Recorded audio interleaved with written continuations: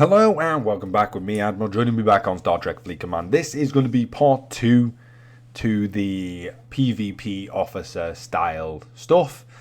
So part 2, I'm going to run with this crew. The reason I'm going to run with this crew, don't forget as well, obviously the usual applies. Thanks to all the new subscribers. Don't forget to keep supporting the channel and hitting the bell notification as well to make sure you are informed when I do go live. Or post a new video, should I say.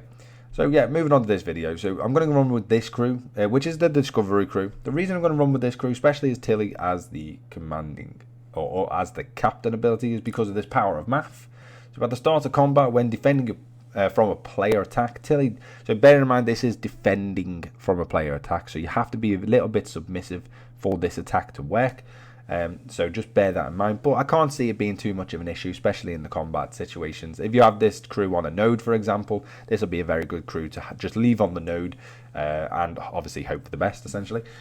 So Tilly decreases the opponent's shield health by 10% of its starting shield health. So whatever the starting shield health is, it reduces it by 10%. That's a big sum, and this obviously can go up as well depending on obviously how high your Tilly is. So I recommend obviously upgrading your Tilly as soon as possible if you do have the shards available to do so. So yeah, this is a very good one to have. And then the secondary or officer ability is every time ship is hit by opponent's weapon attack, Tilly has a 35% chance to decrease the opponent's officer's attack by 15%, which is a cumulative sort of bonus. And obviously that can potentially reduce the damage that you take from the opponent's ship because the attack is reduced, as a little caveat at the bottom there. So, but 35% chance is not the highest, however it's not too bad. That's going to maybe activate 1 in 3 rounds, which is not too bad overall. Especially if you can last a very long time within battle, that might activate maybe 2 or 3 times. You're going to get a 30-45% reduction there potentially, maybe even more, but obviously depending on how many rounds you last, that's sort of how it's going to work. Then I'll go with Saru. The reason I go for Saru, whenever fighting players, Saru decreases the opponent's weapon damage by 30%. That is just a straight debuff, 30%. There you go. The opponent is going to be hitting you 30% with less damage, and that is going to help you out massively because it means you can last longer. It means you can fight stronger targets because you can last longer, and you can deal out more damage than them, unless they're running a setup as well, and then you get a little bit screwed. But yeah, that is a very, very good setup. That's just a good ability to have. 30% is quite high as well. That is a massive reduction to the enemy. And then we're going to run with, obviously, Stamets, which is the rare version of Stamets. Then we're going to run with, it says, when defending against a player, Stamets decreases the opponent's armor piercing by 40%. Again, this is a very submissive one, but it ties well with Tilly. So again, leaving this crew on a node in a very powerful ship would be very beneficial to use because it means the enemy has to attack you. The only other alternative would be to use someone like Carol, because obviously of her ability. So signs apply when defending in battle against a player. Carol decreases the weapon damage from the opponent by 40%. This is something that is again absolutely excellent. And then Carol also increases the weapons. This is another good one. If you can replace Tilly with this one, I believe, I think that's a good sort of replacement as well.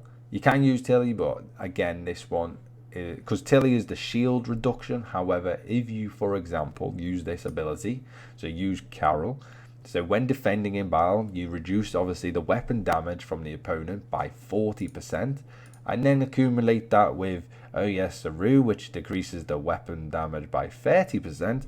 There's a reduction in 70%.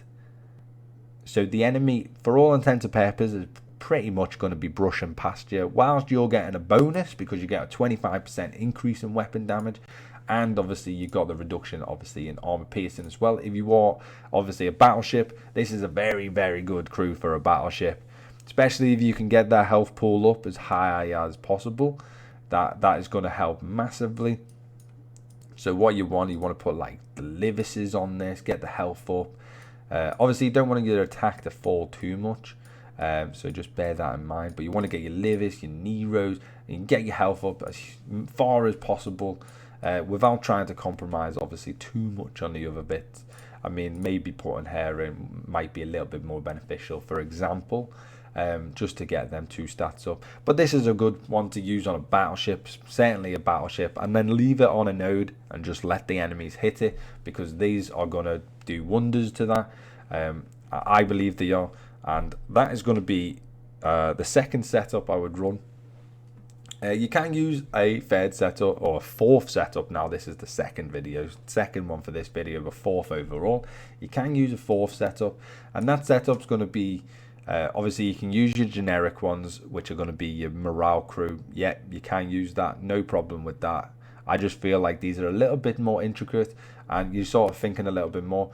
I'm not talking about officers that I don't have, so I would use like obviously Giorgio and stuff like that as well. However, I don't have Giorgio and stuff, so I don't really want to go into them types of officers because, again, I'm not entirely sure. I don't have them, haven't been able to test them and stuff like that, so I don't really want to go into that type of stuff. You can use Marcus as well. So at the start of each round, if the opponent's HHP is under 80%, the only problem is literally that caveat if it's under 80%, which I think is pretty crap.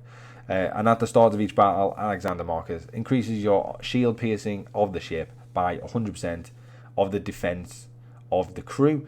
Again, you can team this up. So this is what I was saying. You can put him in, say, there, and then you can team him up again, running your Kirk and your Spock setup, because then they got the defense boost, and then you've got your morale, which is going to pop his ability, which then obviously in turn allows this ability to pop because it's 100% of the defense of the crew. So the higher you have your defense, which is obviously going to impact obviously Spock as well, then this obviously works even better. So that's another crew you could run with. Obviously there's multiple crews you can run with, and there's a lot of different variations. Another one that I've seen, which I quite like, to be honest, is actually putting hair in there. So if you have Eredice, you can put hair in. The reason you can put hair, when the ship loses shield health from a weapon attack, Eredice increases the damage of the weapons by 10%. This is a cumulative thing as well, so every single time you're hit by a weapon or lose health, shield health, sorry, every time your ship loses shield health by a weapon hit, your weapons get 10% stronger every single time, and that does add up. And then her secondary ability again, which is amazing. When the shields are depleted, Eredice has a 35% chance to heal the shield by 5%. This works actually really well. It might not sound like it does, but it actually does work really well with Spock. The reason it works really well with Spock is because obviously his ability to regen shields, restore shields should I say, allows her captain's ability to keep going for even longer, accumulating more and more and more and more weapon damage, obviously up to whatever it accumulates up to. And then not only that, is then you obviously have a secondary ability. So if the opponent is obviously really, really strong, then you're going to lose shields regardless. And then her secondary ability potentially might pop, and then you get a 5% shield boost, and then guess what? Spock's going to just restore them shields again. And then that might cycle for maybe 1 or 2 more rounds, but then that 1 or 2 more rounds might give you another 10-20% extra cumulative weapon damage. So again, that's a good crew to use. Again, for PvP, this is you can use it for PvE, but I wouldn't bother. This is mainly for PvP. Again, this is another very good crew to use. So they're my recommendations. Please leave your recommendations down below, or alternative, take a screenshot, send it over to my Discord. Obviously the link is down below as well. Again, I welcome everyone to let me know their opinions. Don't forget to keep hitting that subscribe button and supporting the channel. Let's get to 500 subscribers in the next month or so. I highly doubt it's going to happen, but who knows? We never know. Let's try and get to 500 by Christmas. I will be made up with that. But yeah, I hope this has been informative, and I'll see everyone next time. Bye bye for now.